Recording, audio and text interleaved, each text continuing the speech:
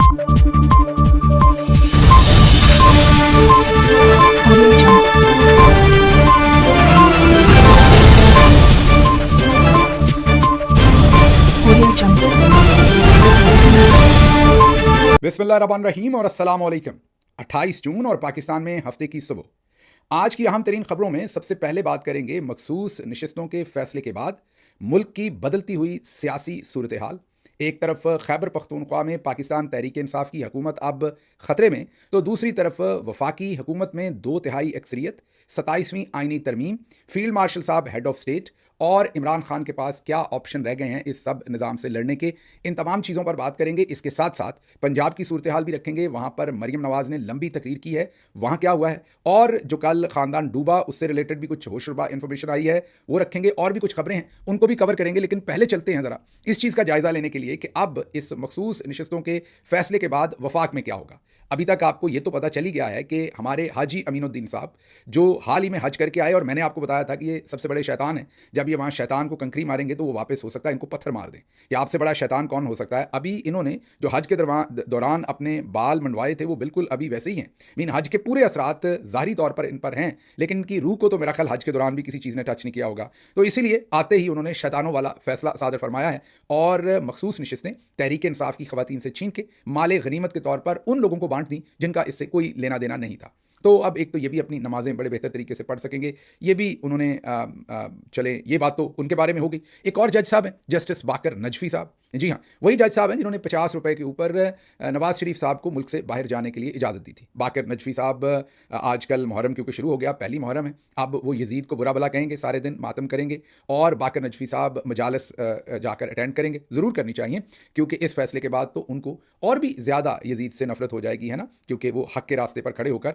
उन्होंने अपना आप ज़्यादा, मेरा ख्याल है, मुबर्रा कर लिया गुनाहों से, और वो हुसैनियत को मानने वालों में और ज़्यादा अपना शुमार करना शुरू करेंगे, जो कि बिल्कुल गलत है। हुसैनियत को मानने वालों में होते तो इस फैसले का वो हिस्सा ना बनते। अब क्विकली आपसे बात करते हैं कि ये जो फेडरल गवर्नमेंट है इसमें क्या होगा। शहबाज शरीफ साहब का बयान सबसे पहले सुन लीजिए। 2/3 इंशाल्लाह। अब उन्होंने पहले ही बता दिया कि उनको 2/3 अक्सरियत मिल रही है।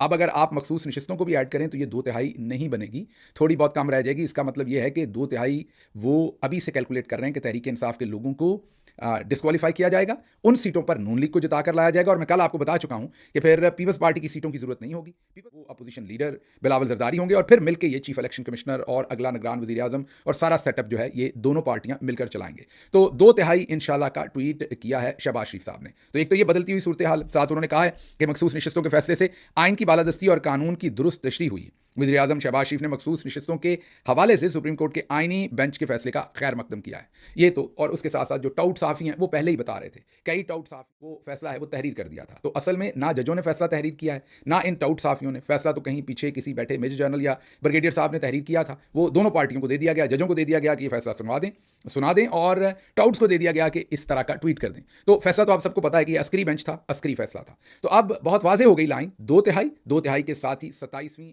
वक्त हेड ऑफ स्टेट, और फिर फील्ड मार्शल साहब सोचते हैं कि वो 2045, 2050 और पता नहीं कब तक वे बुलिया असी मरना नहीं गौर पे आ कोई होर। तो हाफिज साहब को ये लगता है कि बस वो इधर ही हैं, वो अब लाफानी हैं और उनको कोई टच नहीं कर सकता। तो ये तो मामलात हैं वफाक के। अब जरा आगे चलता हूँ, वफाक की मैंने फिर बात करनी है। इमरान खान साहब ने कहा था कि बजट जब तक मैं ना कहूँ पास नहीं करना। उनके कहने के बावजूद बजट को जिस रेकलेस तरीके से पास किया गया, मैं तो समझता हूँ उन्हें धोखा दी गई, और उनसे धोखा करके ये बजट पास किया गया। ये मेरा ओपिनियन है, इसकी मुझे कीमत भी चुकानी पड़ेगी, बट मैं तैयार हूँ। उनको धोखा देकर ये बजट पास किया गया, उनको नीचा दिखाया गया। ये अकेला मैं नहीं कहता, अतर काज़मी साहब ने भी कहा है, आपको सुनवाते हैं उनका तज्जिया भी। लेकिन अब क्यों बजट पास किया गया था खैबर पख्तूनख्वा का? प्रीटेक्स क्या था? हमारी हुकूमत चली जानी है, हमारी वहाँ से हुकूमत गिरा दी जाएगी, हमारी हुकूमत ख़त्म कर दी जाएगी। अब खैबर पख्तूनख्वा में 35 आज़ाद जो मेंबर्स हैं वो फैसला कुन शक्ल इख्तियार कर गए हैं। ये अब पाकिस्तान का मीडिया लिख रहा है। इसमें ये जो लफ्ज़ है ना फैसला कुन, ये बड़ा इंटरेस्टिंग है। पेशावर खैबर पख्तूनख्वा में मौजूद हुकूमती सेटअप की तब्दीली में, ये ज़रा अहम बात है, इस आज़ाद मेंबर्स फैसला कुन शक्ल इख्तियार कर गए। इसका मतलब है कि 100 जूते भी हैं और 100 प्याज भी हैं। जिस हुकूमत को बचाने के लिए इमरान खान की हुक्म अदूली की गई, इमरान खान को लेट डाउन किया गया, एक ही फैसले से वो हुकूमत जो है वो अब मुश्किल में पड़ गई। अब आप कहेंगे कि 145 मेंबर्स का ये पार्लियामेंट है, तो इसमें 52 लोग जो हैं उसको आपने क्या करना है, तो अगर 145 का है तो समझ लीजिए कि 70 के करीब जो है वो, अगर मैं नंबर ठीक कह रहा हूं, नंबर हो सकता है आगे पीछे हो, लेकिन फिर 70 के करीब जो है वो लोग होंगे, तो एक छोटा सा फॉरवर्ड ब्लॉक बनवाना होगा अब, और वो भी 18-20 लोगों का, तो बड़े आराम से हुकूमत को कंट्रोल किया जा सकता है। जिस भी चीफ मिनिस्टर को बैठाना हो, किसी को पीटीआई के अंदर से भी चीफ मिनिस्टर बैठाया जा सकता है और इन 52 लोगों में से भी बैठाया जा सकता है, और चांसेस ज्यादा यही होंगे कि जो बैकग्राउंड की खबर दे रहा हूं उसी में से चीफ मिनिस्टर बनाया जाए, ताकि इमरान खान साहब जेल में से आइंदा ऐसे अहकामात दे ही ना सके। तो जो मंजन बेचा गया था कि इस हुकूमत को बचाना बहुत जरूरी है, वो एक ही दिन में दबड़दूस हो गया, और आप देख लें कि अब शायद हमारी किस्मत में 100 जूते और 100 प्याज। मैं वर्कर की बात कर रहा हूं, कोई लीडर गुस्सा ना कर ले कि हमारे लिए ऐसे बुरे अल्फाज कह लिए, मैं अपने लिए कह रहा हूं, अपने जैसे। अब इस हद तक खतरे में चली गई है कि वहां से इमरान खान साहब को, उनके ऑर्डर्स को, उनकी जो कमांड है उसको माइनस करने की भरपूर कोशिश की जाएगी, और उसके लिए भी स्टेज सेट हो गई है। अब आगे चलते हैं। आगे जरा एक लाइन में आपको सुनवाना चाहता हूं अतर काजमी साहब की इसी चीज के ऊपर, फिर मैं बहुत ही इंटरेस्टिंग कुछ फैक्ट्स आपको फेडरल से और खैबर पख्तूनख्वा से बताता हूं कि अब आगे क्या सोने पर। अतर काजमी जो कि इंडिपेंडेंट जर्नलिस्ट हैं, हमें भी कभी तनकीद करते हैं, जुल्म हो रहा है जब से तब से वो जाहिर है जुल्म के ऊपर सपोर्ट करते हैं मजलूम के साथ, लेकिन ये एक इंडिपेंडेंट जर्नलिस्ट हैं जो माजी में हम पर तनकीद भी करते रहे। सुनिए वो खैबर पख्तूनख्वा के बजट पर क्या कह रहे हैं। पाकिस्तान तहरीके इंसाफ की जो जेल से बाहर फैसला साज की आदत है, उसमें बड़े बड़े मोअज़्ज़िज़ नाम भी हैं। इन सब की सियासत इस वक्त लगता है ऐसे है कि उन्होंने कॉम्प्रोमाइज किया है कुछ चीजों के ऊपर। अब ये आपने फर्क जरूर रखना है कि कॉम्प्रोमाइज होना, कि ये शख्स सही कॉम्प्रोमाइज है, और किसी चीज के ऊपर कॉम्प्रोमाइज कर लेना, ये दो मुख्तलिफ चीजें हैं। बिल्कुल जिम्मेदारी से बता रहा हूं कि पाकिस्तान तहरीके इंसाफ की क़यादत ने बजट के मामले पे जो जेल से बाहर की आदत है, उन्होंने खैबर पख्तूनख्वा के बजट के मामले के ऊपर कॉम्प्रोमाइज किया है। उन्होंने इमरान खान साहब को नीचा दिखाया है। उन्होंने इमरान खान साहब के सियासी कद काट 57 सेल्सियस, जी 57 डिग्री फील्स लाइक, टेम्परेचर 48 से 50 डिग्री होता है, फील्स लाइक 57 58 वहां। और उस मुझे नहीं पता इस वक्त क्योंकि मैं उसके अंदर अगस्त के महीने में रहा हूं, और मुझे तो ऐसे ही लगता था उसी सेल में रहा हूं जहां पर इमरान खान साहब को रखा हुआ है, बिल्कुल एग्जैक्ट उस सेल के अंदर। मैं अगस्त के महीने में रहा था, हब्स बहुत होती थी, तो मुझे तो लगता था किसी ने उबलती हुई कढ़ाई में फेंक दिया उठा के। तो इमरान खान साहब मेरे से तगड़े होंगे, लेकिन इंसान हैं, उनको भी गर्मी लगती होगी। उनकी जौजा, उनका बुशरा बीबी का पंखा बंद, कूलर बंद, बिजली बंद, कीड़े छोड़े हुए हैं, तो ये सब कुछ एक तरफ इमरान खान साहब के साथ चल रहा है। बाहर क्या सूरत हाल है, जरा जो बाहर बैठे हैं ना, वहां ऐसा नहीं है। मैं आपको ये बहुत ही वाज़ेह तौर पर बता दूं कि हमारे जो कलगी वाले लोग हैं ना, कलगी वाले मुल्क से बाहर, यूरोप में, अमेरिका में, दूसरी जगहों पर कलगियों वाले जो तहरीके इंसाफ की रैंक एंड फाइल है, उसमें एक बड़ी परसेंटेज जो है वो यहां भी एहतजाज नहीं करना चाहती। आप एहतजाज रखते हैं, आपको पता चलता है, कोई कहता है, मैं किसी एक मुल्क की बात नहीं कर रहा, मैं सारी जगहों पर गया हूं, कम से कम यूरोप, अमेरिका, तो वो कहते हैं कि एम्बेसी वालों से उनकी दोस्ती है, क्योंकि एम्बेसी से काम करने हैं, इवेंट्स पर जाना है।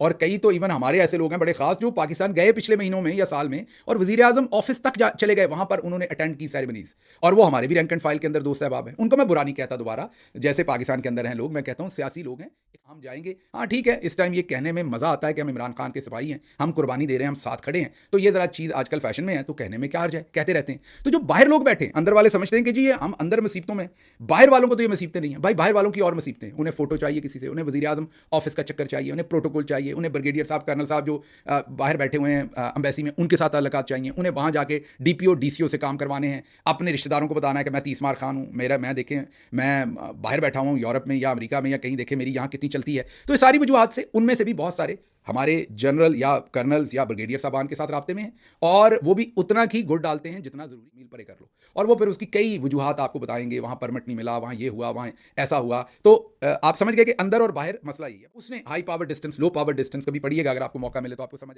सोसाइटी है वहाँ पर, ये जरा बिल्ले शिले शब शबा आपके साथ गाड़ियाँ शाड़ियाँ ये सब कुछ हों, ओहदे शोदे हों, तो आपकी इलाके के लोग भी सीरियस लेते हैं, तो वो फंसे हुए इन चीज़ों में।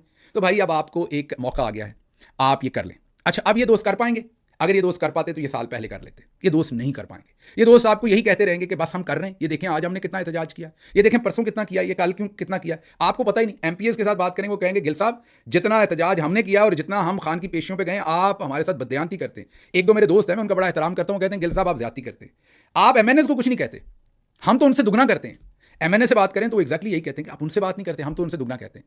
तो बेसिकली सियासतदान होता कौन है? अच्छा मार्केटर होता है ना, कोई भी सियासतदान, उसको अच्छा मार्केटर पढ़ाते हैं ना, तो उसमें हम जो प्रोडक्ट पढ़ाते हैं ना, जो मार्केट करनी होती है, वो प्रोडक्ट कोई टेंजिबल चीज़ नहीं होती है, फ़ोन नहीं होता, सिर्फ एक आइडिया भी प्रोडक्ट होती है, वेकेशन का आइडिया भी प्रोडक्ट होता है, एक सियासी आइडिया भी प्रोडक्ट होता है, एक सियासी कॉन्सेप्ट भी प्रोडक्ट होता है, तो सियासतदान उसको बेचता है। तो ये लोग माहिर सेल्समैन हैं, ये हर हालात में आपको अपना, इंक्लूडिंग मी, मैं को अपने आप को बाहर नहीं रखता, तो इंक्लूडिंग मी, तो इनका काम है अपने आइडिया को आपके सामने बहुत ही खूबसूरती के साथ प्रेजेंट करना। तो ये आपको करते रहेंगे, जो भी हालात होंगे उसमें वजह बताते रहेंगे, आपको फादियत बताएंगे कि हम क्या कुछ कर रहे हैं, और खान साहब का अभी अंदर जेल में रहना जो है उसमें हमारा कसूर क्यों नहीं है, ये आपको बिल्कुल मुकम्मल तौर पर सेटिस्फाइड है। तो अब जरा आगे चलते हैं, ये काम तो हो गया, तो फिर रास्ता क्या है भाई?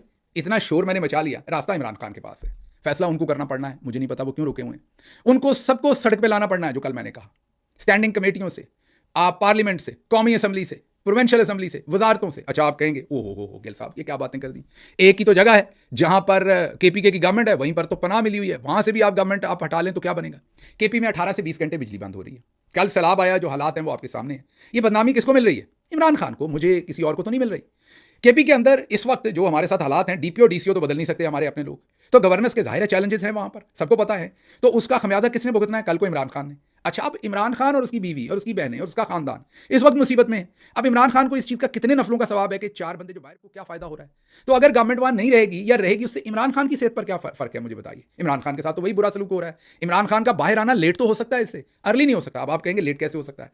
अब जब आपको आसाइश होती है ना, अगर आपको कोई कहे वॉक पे चलें, एसी चल रहा हो, तो आप कहेंगे नहीं यार अभी नहीं, एसी बंद हो, घर के अंदर वबा की गर्मी हो, और कोई कहे वॉक पे चलें, आप खुद ही कहेंगे चलो यार बाहर निकलते हैं, हवा शवा लगेगी, थोड़ा बेहतर फील करेंगे। तो इमरान खान साहब एसी बंद करें इनके, ये मैंने उनको पैगाम भेजना है, अगले 1 आध दिन के अंदर पैगाम भेजूंगा। मेरे लीडर हैं, मर्जी उनकी मानते हैं कि नहीं, एसी बंद करें, इन्हें बाहर निकलने पर मजबूर करें, इन्हें अपने जैसा करें। अपने जैसा तो नहीं हो सकता, जाहिर है, क्योंकि आप तो बहुत ही बुरे हालात में हैं, लेकिन चलें इस सब से निकालें। ये जो लगियां ने मौजां उस पर कवाली कर रहे हैं आगे, इसको इमरान खान साहब आपको बंद करना पड़ेगा। आप बंद करेंगे, हमारी ये जो छोटी छोटी, आपके लिए वो मुराद बड़ी नहीं होंगी, लेकिन ये जो छोटी छोटी खुशियां हमारी छोटी छोटी मुराद हैं, ये बंद होंगी तो मामलात होंगे, उसके बगैर काम नहीं चलेगा। अगली खबर क्विकली बता दें, DGISPR का जो एक क्लिप है वो बहुत वायरल हुआ है। उन्होंने क्या कहा था, सुनिए। और बराए मेहरबानी इन्वॉल्व ना किया जाए। We are not interested to talk to political parties. We talk with the government state of Pakistan which is composed by the political parties as per the constitution of Pakistan. सुन लिया कि हमारा सियासत में कोई लेना देना नहीं। आप जरा उन्हीं के आर्मी चीफ का सुनिए, बाजवा साहब का, वो क्या कहते थे। मेरे नजदीक इसकी बड़ी वजह 70 साल से फौज की मुख्तलिफ सूरतों में सियासत में मुदाखलत है, जो कि गैर आईनी है। इसलिए पिछले साल फरवरी में फौज ने बड़ी सोच और विचार के बाद फैसला किया कि आइंदा फौज किसी सियासी मामले में मुदाखलत नहीं करेगी। मैं आपको यकीन दिलाता हूं कि हम इस पर सख्ती से कारबंद हैं। सुन लिया आपने, उन्होंने कहा 70 साल से हम हैं, लेकिन अब हम नहीं कर रहे। जिंदगी में जब बोलेंगे झूठ बोलेंगे। गौर कीजिए कि जब वो ये तकरीर कर रहे थे उस टाइम वो भरपूर सियासत कर रहे थे, और सिर्फ पाकिस्तान के अंदर नहीं, रशिया, अमेरिका, हर तरह की सियासत कर रहे थे वो। और पाकिस्तान के अंदर हुकूमत गिराना, खरीदो फरोख्त, अब तो खुल के सब सामने आ गया ना। अब तो ख्वाजा आसिफ सब ने बता दिया कि ब्रोकर असल जो थे वो जनाब बाजवा साहब थे, अपनी एक्सटेंशन के लिए। तो एक तरफ कहते हैं हम सियासत में नहीं है, दूसरी तरफ आपके सामने सूरत हाल। अब आगे चलते हैं। अगली खबर जो है वो आसिम मुनीर साहब ने जो एकेडमी है, सिविल सर्विसेज एकेडमी, उनके 52nd जो कॉमन ट्रेनिंग है, उस प्रोग्राम में तरबियती अफसरान के साथ मुलाकात की और उनके साथ तकरीर की। उसमें उन्होंने कहा कि नौजवान अफसरान दयानत, पेशावराना महारत और हुब्बुल वतनी को शार बनाएं।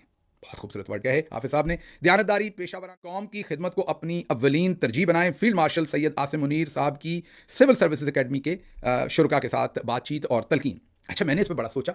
मैंने सोचा कि क्या फॉर्म 45 को लूट कर फॉर्म 47 जारी करना, ये दयानतदारी, पेशावराना महारत और हुब्बुल वतनी किस चीज़ में आएगा, या खिदमत को अपनी अव्वलीन तरजीह बनाने में आएगा, किस किस में आएगा इसमें। फिर मैंने सोचा ये 3 MPO में लोगों को झूठा जेलों के अंदर डालना, जिले शाह जैसे मासूम आदमी को कत्ल कर देना, लोगों के घर तोड़ना, चादर चार दीवारी को तबाह कर देना, लोगों से नॉमिनेशन पेपर्स छीनना, लोगों से वफादारियां तब्दील करना, अगवा बराए बयान करना, ये सब जो जुल्म है ये किस में आएगा? दयानतदारी में आएगा, पेशावराना महारत में आएगा, हुब्बुल वतनी में आएगा, या खिदमत को अव्वलीन तरजीह बनाने में आएगा? ये तो आप ब्यूरोक्रेट से जाहिर है देख ही रहे होंगे। ये नए बच्चे जो हैं अभी अंडों से निकले हैं, जो 52 कॉमन के हैं, इन पर नजर रखिएगा। इन्होंने अपने बड़ों को देख के, चीफ सेक्रेटरी साहब को, IG साहब को, सबको देख के सीख लिया होगा कि ये जो दयानतदारी, पेशावराना महारत और हुब्बुल वतनी है, जिससे सरशार होकर इन्होंने खिदमत को अपनी अव्वलीन तरजीह बनाना है, ये किस तरीके से बनाना है। तो रास्ता क्लियर है, रास्ते के ऑब्जेक्टिव भी क्लियर हैं, और मेरा ख्याल है ये इस रास्ते के ऊपर चलेंगे और अपने पहले जो पेशवा हैं उनसे भी ज़्यादा कामयाब होंगे। खबरें और भी थीं, वीलॉग लंबा हो गया, माजरत, मुझे यहाँ से इजाज़त दीजिए। अल्लाह आपका हामी और नासिर हो। पाकिस्तान जिंदाबाद।